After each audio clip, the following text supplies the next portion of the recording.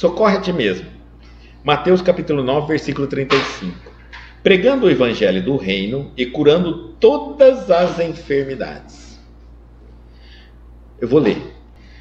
Cura a catarata e a conjuntivite, mas corrige a visão espiritual dos teus olhos. Olha o que ele está falando. Que às vezes você está tendo uma visão espiritual errada sobre a vida, sobre alguma situação ou sobre várias situações. Aí vem a catarata e a conjuntivite. Mais ou menos. Não é que só isso que vem quando está acontecendo. Ele está citando como exemplo. Vem a catarata, eu corro no médico, o médico faz a cirurgia, hoje nós temos a cirurgia, e eu volto a ver. Mas não penso por que a catarata chegou a mim. E é que ele está vendo. Corrige a visão espiritual dos teus olhos. Vamos dizer que eu esteja olhando uma situação, ou uma pessoa, ou um conjunto de pessoas, e eu estou vendo errado, distorcido, apesar de todo mundo estar falando, mostrando que está errado o meu ponto de vista sobre aquele grupo, sobre aquela pessoa, eu não quero ver. E essa visão distorcida, espiritual, alimenta em mim, desorganiza, desarmoniza meu pensamento, eu fico nervoso quando eu vejo aquilo. Compreenderam? Então eu crio um campo para uma enfermidade. Eu estou desequilibrado em função de uma visão distorcida. Se eu corrigir minha visão, se eu fizer um exercício de pensar, de ver como alguém já me falou que eu deveria estar vendo, e descobrir então que é mais leve, quando eu vejo do outro lado, mas é verdade, nossa, como isso me chateava, agora não me chateia mais, passou o desequilíbrio e eu alcancei um sistema imunológico equilibrado, me liberta da doença. Existe doença que você pode se libertar, existe doença que não tem jeito, né? Por exemplo, a catarata é aquela pele, então ela não tem como sair, tá? Agora, o que pode acontecer é o seguinte, eu curar, fazer a cirurgia de catarata e nunca mais ter catarata. Agora, se eu não me libertar, eu vou ter catarata, a cada ano eu vou ter que cortar, tirar a pele, vai nascer outra, vai nascer outra, vai nascer outra. Não existe, a medicina não tem um tratamento que é para todo mundo definitivamente curado, não existe. Tudo aquilo que eles chamam que é eficiente, curou 90%, 99%, mas 1% não curou. Ou, se curou, recidiva de novo. Quantas pessoas fizeram a cirurgia dos olhos para largar de usar óculos? Quantas pessoas já não voltaram a usar? E outras não voltaram mais. Por quê? Porque um tinha eliminado do espírito a causa. Então, tirou a parte do corpo, acabou. Outro não. Tirou a parte física, mas não tirou da alma, do espírito. Voltou. A causa continua lá. Quando eu tiver sarado uma vez e retornado, já é o sinal claríssimo de que o motivo não foi eliminado. Vamos lá. Defende-te contra a surdez. Entretanto, retifica o teu modo de registrar as vozes e solicitações variadas que te procuram. Olha só. Ele está falando, cura a catarata. Toda ação é para você se cuidar. Cura a catarata e a conjuntivite. Mas corrige a visão espiritual dos teus olhos. O problema está lá. Defende contra a surdez. Ou seja, faça o tratamento contra a surdez. E proteja seu ouvido para não ficar surdo. Entretanto, retifica o teu modo de registrar as vozes. Como você está ouvindo as que as pessoas te falam. E as solicitações variadas que te procuram. Muitas vezes nós estamos muito surdos ao ouvir os pedidos de auxílio, de ajuda. A gente está muito fechado, muito egoísta, com aquela crença de medo de tudo ser mentira, trapaça, enganação. Às vezes a gente está tão assim, que nem que você vê que... Emmanuel diz que faz a caridade, se você está na dúvida, faz. É antes fazer do que não fazer. Para alguém que precisa. Porque você não vai saber realmente. Então tem pessoas que são muito fechadas. Literalmente. Gente que nessa coisa não houve mais solicitações de pedido, de ajuda, de auxílio, de nada. E vai aumentando, isso vai secando o nosso coração. Eu começo com um monte de teoria para não fazer as coisas. Daqui a pouco eu tenho 1 milhão de teorias. Não ajudo mais ninguém. Não ajudo. E aí, e registrar as vozes. Como você está ouvindo as pessoas? Será que você não está muito ofensivo? Tudo que fala você magoa. Tudo que você escuta parece que as pessoas estão sempre te perseguindo, querendo ter o mal, falando mal de você. Porque está falando. Então, cuidado com a surdez. Você já está surdo. Porque uma vez que o meu ouvido está normal, mas eu não ouço o que é correto, eu já estou surdo. O que ele está mostrando aqui é que muitos de nós já estamos doentes da alma antes da doença física acontecer. Olha, medica a arritmia e a dispneia. Contudo, não entregues o coração à impulsividade arrasadora. Impulsividade. Cuidado com essa impulsividade, né? A dispneia é a congestão, né? Então nós temos que tomar cuidado, porque será que nós não estamos... eu vou tomar... O médico descobriu que eu tenho arritmia. Eu ando com uma digestão difícil demais. Demais de difícil. Será que você não está se entregando a muito... Deixando muito aquela emoção, principalmente negativa, muito irado, muito nervoso? Não é o momento que você come, não é o momento, não é o horário para ver tantos assuntos difíceis de lidar.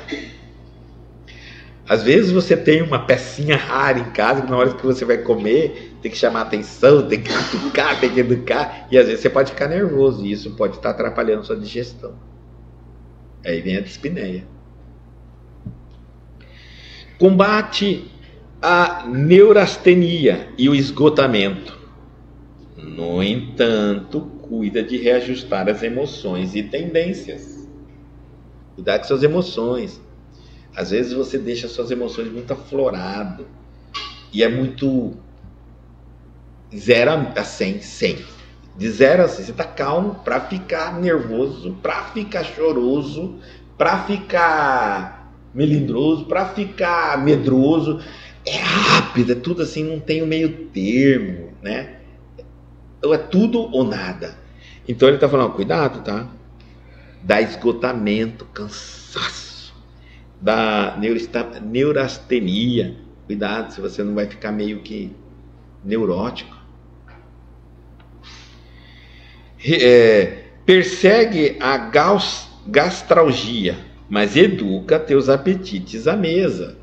Cuida de tudo que tiver nessa área. Se você está sentindo mal no estômago, vai no médico, faz exame, mas cuidado, tá? Observe se você está comendo certo, devidamente. Tá empurrando aqui. Se você não está misturando coisas erradas, se não é em excesso, né? Tome cuidado, isso que ele está falando. Às vezes, essa gastralgia é apenas um hábito alimentar errado. E alguns vão dizer assim, mas na minha cultura era assim, né? Na minha cultura, desde pequeno, foi ensinado a comer assim. Mas hoje na ciência descobriu que comer esse aí, após tal alimentação, não pode. Então você tem que quebrar sua cultura. Por isso que eu falo, tudo é crença. É algo que você aprendeu. Melhora as condições do sangue.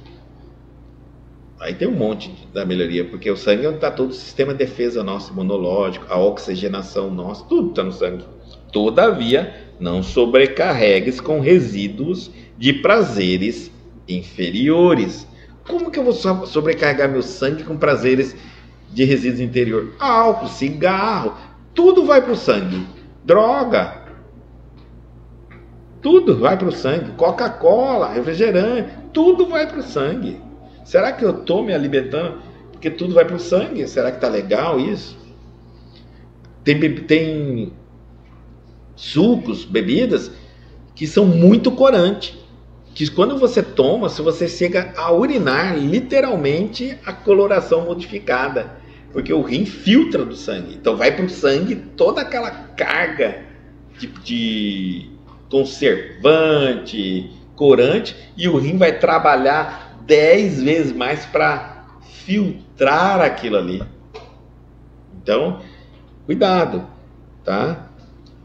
Senão eu tô tomando ferro, vitamina complexo B, tô tomando tudo no meu sangue, mas não tô, o meu hábito, o álcool vai pro sangue, droga vai pro sangue, prazeres inferiores, vamos lá, porque eu não posso esquecer disso, senão é o principal, né?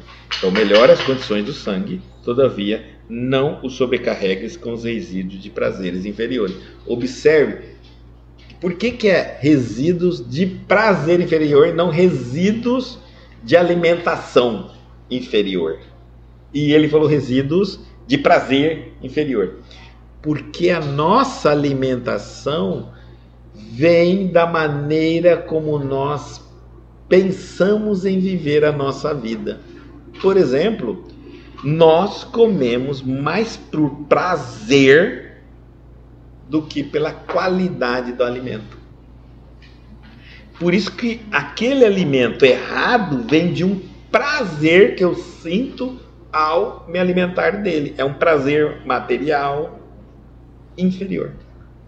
O vício eu uso porque eu sou viciado, ele me dá um prazer. O cigarro me dá um prazer. O álcool, a bebida, quem bebe final de semana, é duro dizer isso para as pessoas, mas está buscando o prazer da bebida, que a bebida proporciona aquilo. A situação, a festa, o encontro, o final de semana é só motivo. Na verdade, a pessoa está vivendo do prazer que o álcool lhe proporciona. Então, é prazer evoluído? Não, tudo inferior. Tudo inferior. A nossa alimentação, ela fica cada vez mais inferior quanto à minha visão de vida que eu tenho para mim mesmo. Para mim. O que eu acho que a vida é para mim? O que é que o meu corpo... Se o meu corpo está tendo... Se eu enxergo uma visão elevada de vida, que o meu corpo está tendo uma grande chance de viver neste mundo para aprender, imediatamente eu quero passar mais tempo nessa escola porque eu estou aprendendo, e para isso eu vou cuidar mais do meu corpo para mantê-lo pronto para aprender. Você vê que tudo vem de um pensamento. Se eu acho que a vida é uma porcaria, que não serve para nada, só sofro, eu vou beber, eu vou usar droga, eu vou fumar, eu vou me entregar a tudo. Não estou preocupado não em viver, prolongar minha vida. E aí ele está dizendo assim, ó: guerreia a hepatite, luta contra a hepatite. Entretanto, livra o fígado dos excessos que te comprases. Talvez a gente gosta de muitas coisas, porque aqui nós estamos falando assim, quando a gente fala bebida e tal, já pensa que vício, o Guto já vai para um lado muito dramático, digamos assim, é o vício. Não, então ele está falando assim, ó, cuidado com o fígado, tá? Ele está falando, ó, porque tudo que te comprasse, tudo aquilo que você gosta, e não é um vício, toma cuidado para você não consumir demais. Então, por exemplo, gosta de chocolate? Toma cuidado, você está comendo muito chocolate, porque tudo que passa pelo teu corpo vai para o fígado, não tem jeito. Até medicamento, tá? Estou falando até para os hipocondríacos. Toma um monte de... Cuidado, fígado. É ele que dissolve todas essas drogas aí. Então, por amor ao seu corpo e ao seu fígado, verifique se há necessidade de você tomar os medicamentos. Se não há, não toma. Não toma por tomar. Remove os perigos da uremia. Contudo, não sufoques os rins com os venenos de taças brilhantes. Isso nós estamos falando. Em taças brilhantes.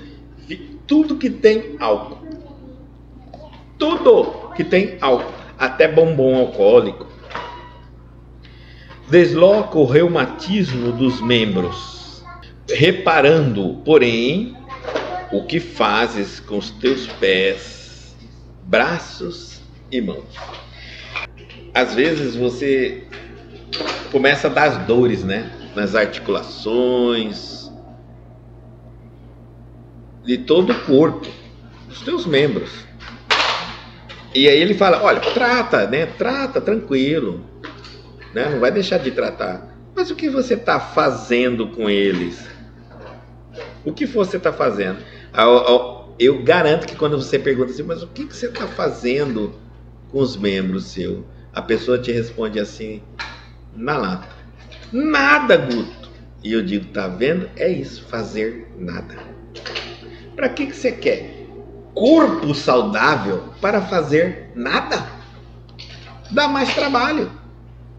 Agora você pode acusar a doença por culpa dela e ficar sem fazer nada. Imagina você sem doença nenhuma, você tendo que acusar a doença. Aí vão falar mesmo que você é preguiçoso. Aí vão falar que você está desiludido. Pelo menos agora você tem uma desculpa.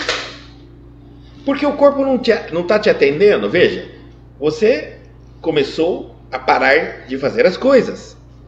Começou a não fazer nada. Podendo fazer. Foi. O corpo dele está te adaptando. Eu conheço pessoas que no começo, quando elas eram saudáveis e começaram a deixar de fazer algumas coisas, ela fazia um determinado comportamento. Por exemplo, ela fazia ginástica. É isso aí mesmo. Essa pessoa, um dia se ela ouvir, ela vai lembrar. Ela fazia muita ginástica. Aí ela começou a ficar preguiçosa, não queria mais fazer ginástica. Mas tinha muitos amigos da academia, da ginástica e tal. Então passava na casa, batia. E aí, você tá indo pra ginástica? Aí ele começou a pensar assim, o dia que eu não vou na academia, que eu não quero ir na academia, que eu não tô afim de ir na academia, mas, ó Deus, tem que arranjar muita desculpa, porque o pessoal, se eu não arranjar uma desculpa, o pessoal não para de passar aqui. E se eu arranjar desculpa de última hora, aí mais me atormenta. O que eu não vou na academia, eu tenho que levantar do sofá 500 vezes para atender a porta. E falar, não vou, hoje não vou. E aí vinha aquela pergunta, por quê? Porque eu não quero, mas o que é isso? É aquele sermão. E aí eu comecei então, Guto, a aprimorar minha técnica. Eu falei assim, eu não tenho motivo para não ir na academia, é preguiça. Então o que eu respondia? Eu não ia na academia. E aí, você não vai na academia? Eu falava assim, eu tô com dor de cabeça. Aí vinha o negócio, toma um remédio e vai. No início, as minhas dores que eu criava para dar desculpa, eles iam embora. Mas, ainda assim, eu tinha que levantar 500 vezes do sofá para mentir na janela para todo mundo que me chamava, meus amigos, para ir na academia. Aí eu comecei a pensar, meu Deus, eu tinha que ter um resultado disso. E meu corpo respondeu. Ele me deu uma doença comprovada pelo médico, que até me proíbe de ir para a academia.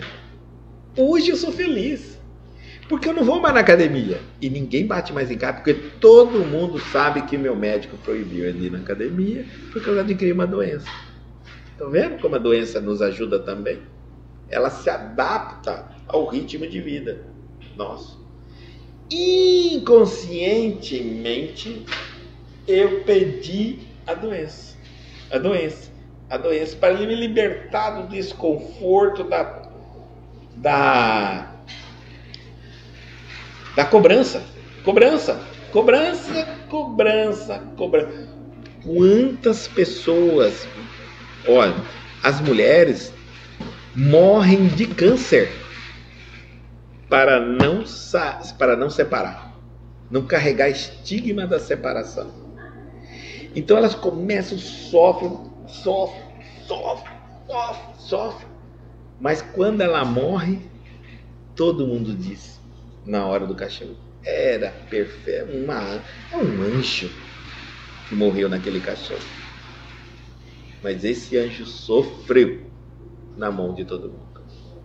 As mulheres só queriam sair pela morte e desejavam a morte para não se separarem.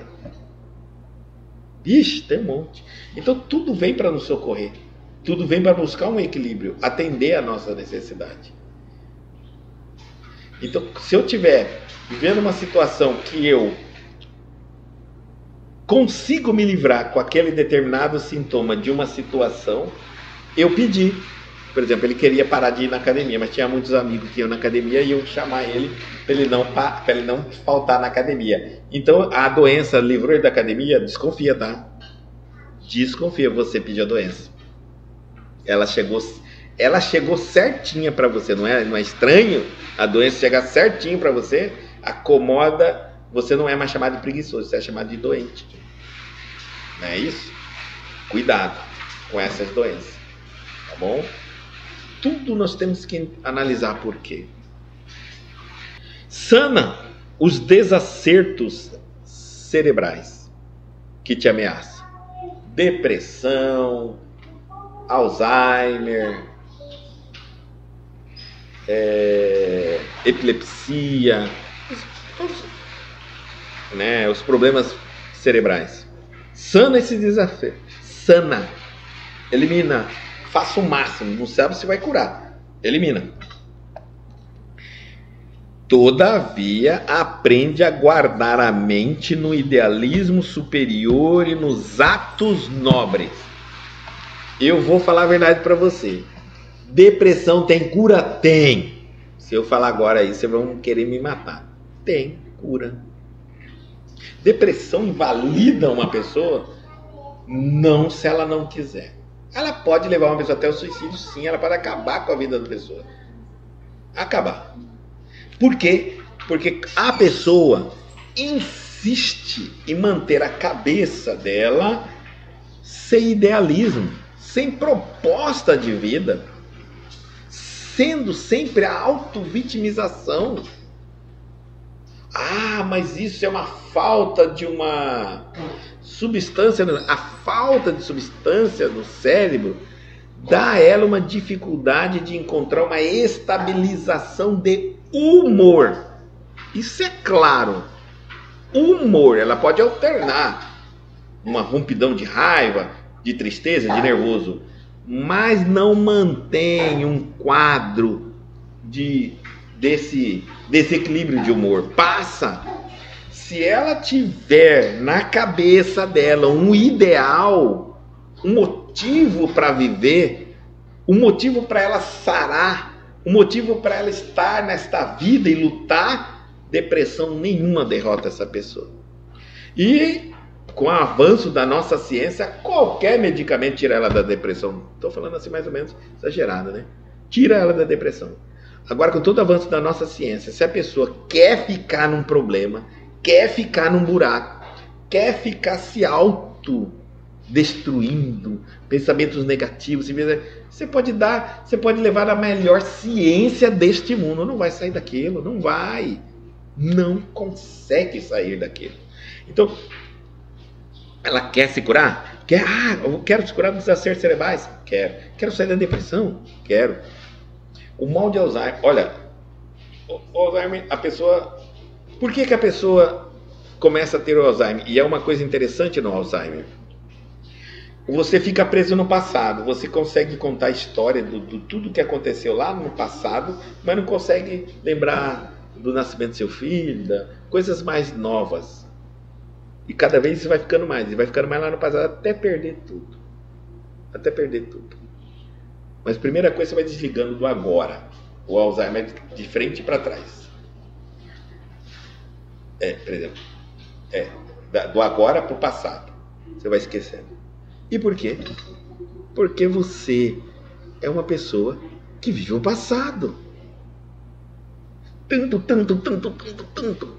Você consegue repetir fatos da sua vida do passado 1000 vezes se for necessário. E é capaz de contar ela como se acontecesse ontem. É tanto assim que durante o acontecimento até hoje só viveu lembrando do passado e esqueceu de registrar o presente. Então você não tem presente, só tem o passado. Aí vem o Alzheimer.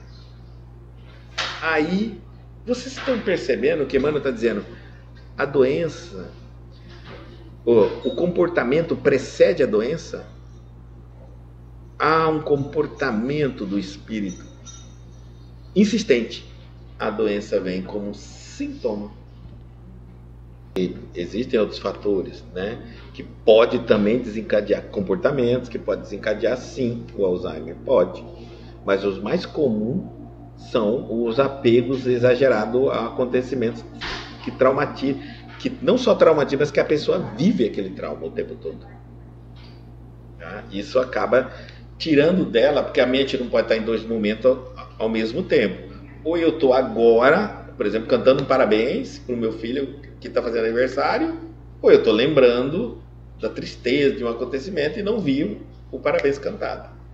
E daqui a um tempo alguém conversa comigo e aí eu vou falar assim: fulano já fez aniversário? Já, você estava lá. Ah, já não lembro. Eu não estava lá, não registrei. Isso vai aumentando. Aí foi o momento que eu falo assim, eu estava meu corpo num lugar, mas minha mente estava em outro, no meu passado. Então eu não registrei nada que estava ali. Você viu aquela hora que o fulano te cumprimentou, você nem respondeu, nem viu o fulano na festa? Porque eu não estava ali. E cada vez mais, e cada vez mais, e cada vez mais, vai indo. E eu vou ficando um pouco fraco, porque a minha energia do passado consome minha energia muito. E minhas emoções, porque geralmente eu estou preso é difícil alguém estar preso no passado, coisa boa. Eu não conheço ninguém que só vive repetindo coisa de felicidade. Tudo é tristeza. Então são marcas. E não vive só essa tristeza. Você vive, lembra, sente todas as vezes que você lembra. Então sua energia vai embora. E aí você vive, vai ficando, parece uma depressão, um cansaço, um desânimo, não quer mais ter vontade de nada, e o Alzheimer vai tomando conta. Mas você vai ficar, antes de tudo, um tempão no passado. Um tempão. Então, um dos sintomas é algumas pessoas que começam a repetir muito algumas falas. E aí você tem que falar para ela: você já falou isso, tá? Ela tem que... Opa, então, falou, acabou. Não quero mais. Vou falar de novo. Porque se eu não falar isso de novo, eu não me preocupo com isso de novo, eu não penso nisso de novo, eu me preocupo com outra coisa. Minha mente tem que ficar acelerada. Divaldo Franco fala, Divaldo Franco morreu com quase 100 anos. E ele morreu lúcido. Não deixou o Alzheimer tomar conta. Nada. Ele sabia tudo. Onde deixava a chave, né? Ele não se permitia isso. É o amor próprio, né? Eu me cuido. Eu não vou me abandonar, não. Então, olha só. Desacertos cerebrais, depressão, tudo é Alzheimer, epilepsia, tem um monte aí.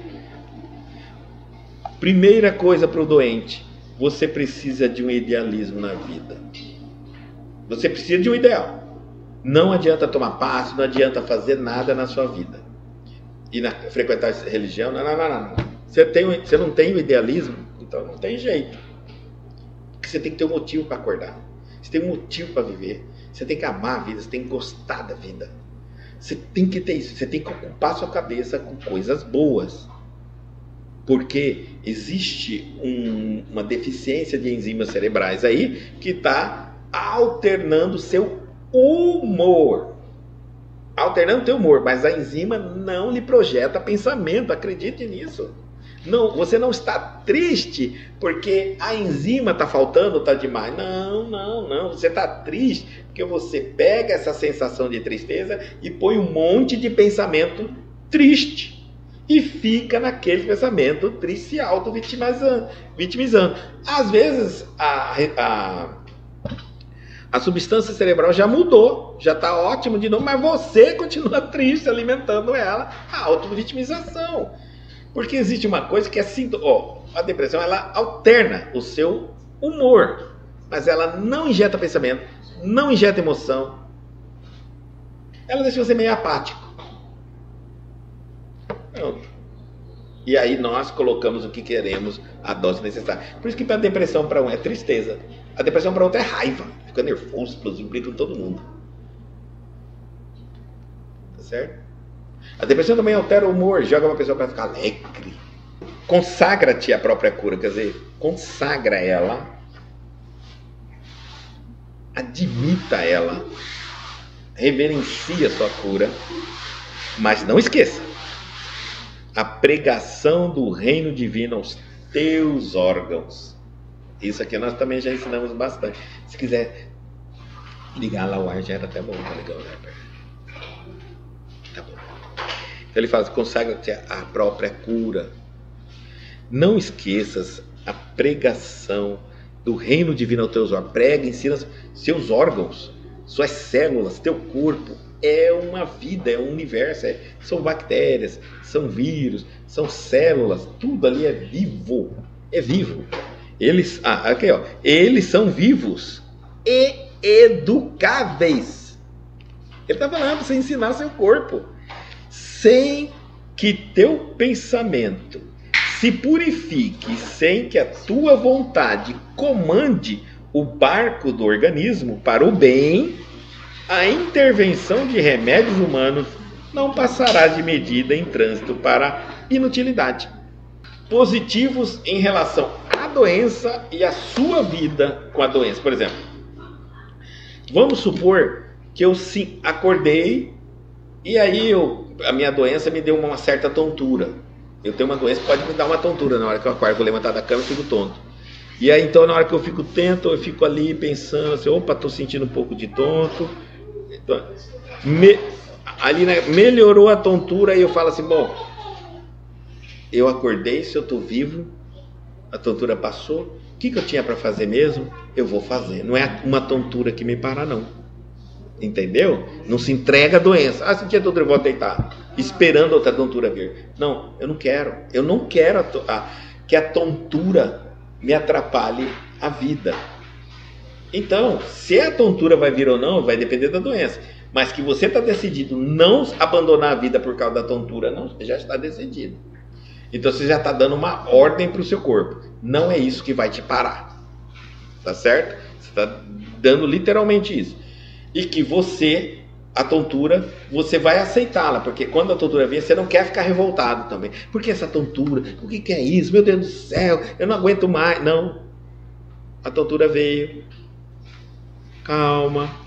Fala com você mesmo. Eu falaria, calma, Guta, calma, essa tontura passa. Calma, vai melhorar, deixa eu sentar aqui, deixa meu corpo recuperar. Assim que terminar, vou fazer o que tinha para fazer. Eu estou vivo, eu não morri. Né? Passou a tontura, levanto, vou fazer o que tem que fazer. E assim vai indo. Eu não me revolto com ela. Tá certo?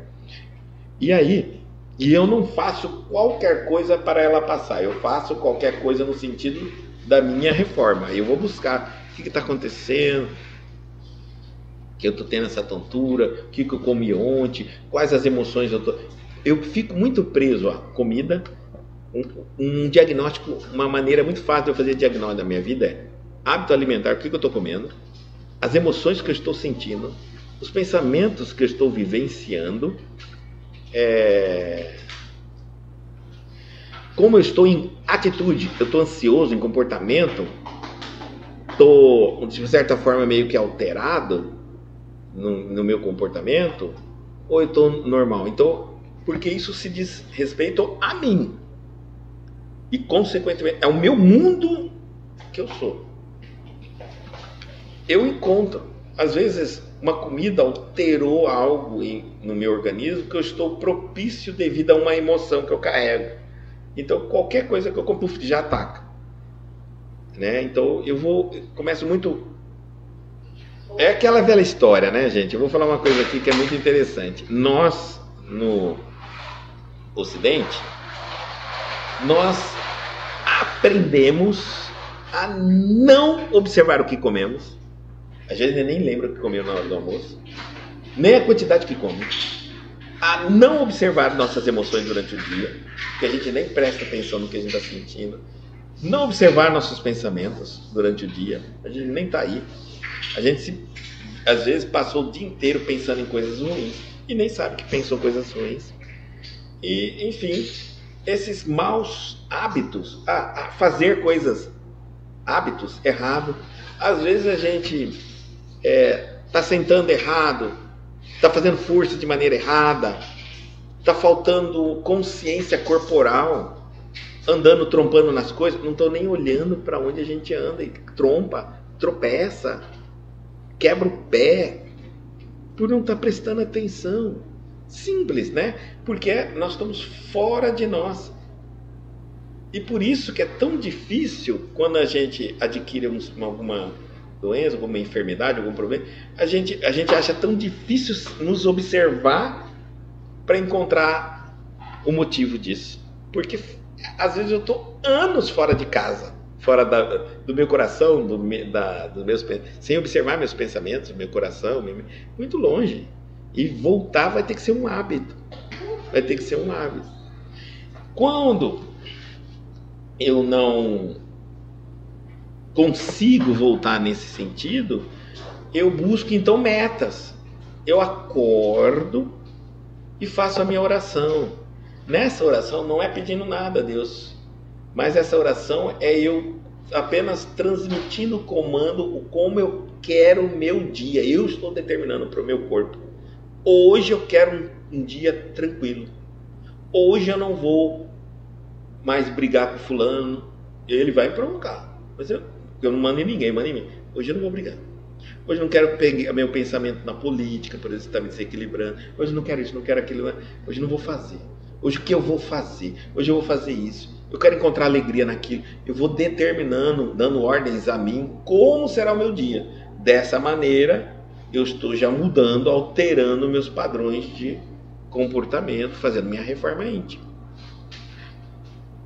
Ajuda muito, muito, muito, e nós nem imaginamos. Porque às vezes eu ficar tentando prestar atenção em mim, algumas pessoas reclamam, é muito difícil, daqui a pouco eu já estou fazendo algumas coisas, já nem lembro mais o que eu estava pensando.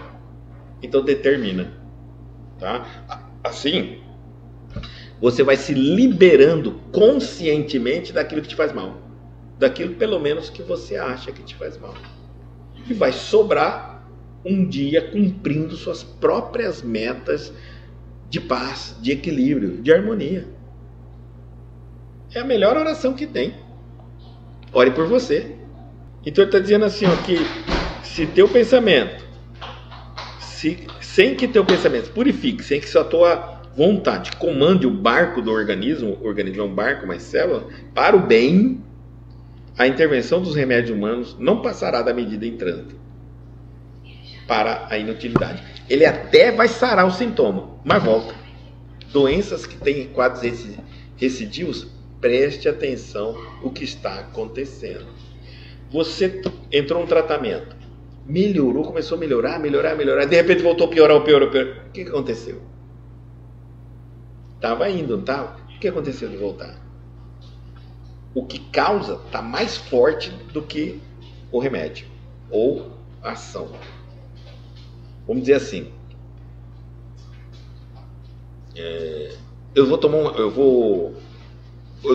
vamos falar que a minha diabetes é apenas por hábito alimentar. Eu estou comendo açúcar e aí aumentou minha glicose. Eu falei, toma esse remédio. Eu tomo um remédio, baixou a glicose. Baixou a glicose, eu continuei a comer doce.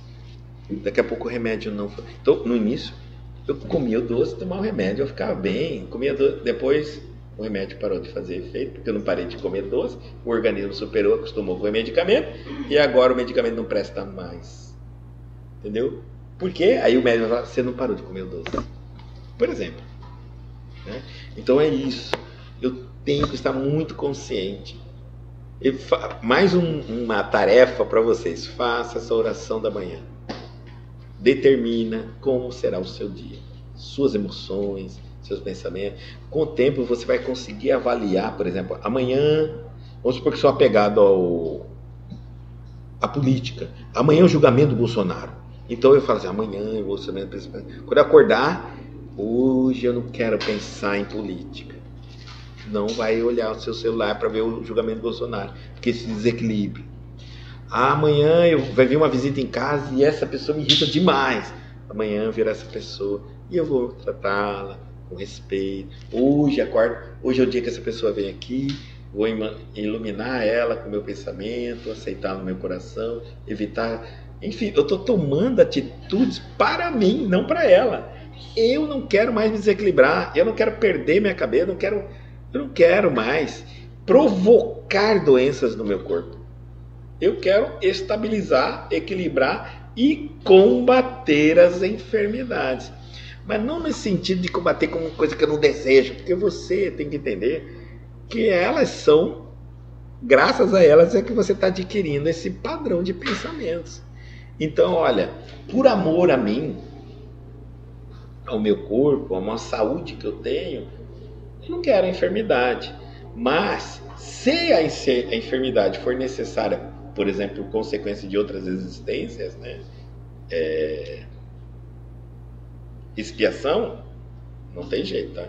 A expiação, então eu falo, deixa você aí com todo amor, porque você está me ensinando o que é que eu não mais vou fazer, para que na próxima existência eu não tenha mais. Porque se é expiatório, você vai morrer como? A diferença de uma pessoa revoltada com a dor expiatória e uma não revoltada é que a revoltada, a dor expiatória dela é terrível. E a outra, ela vive a vida dela com a doença.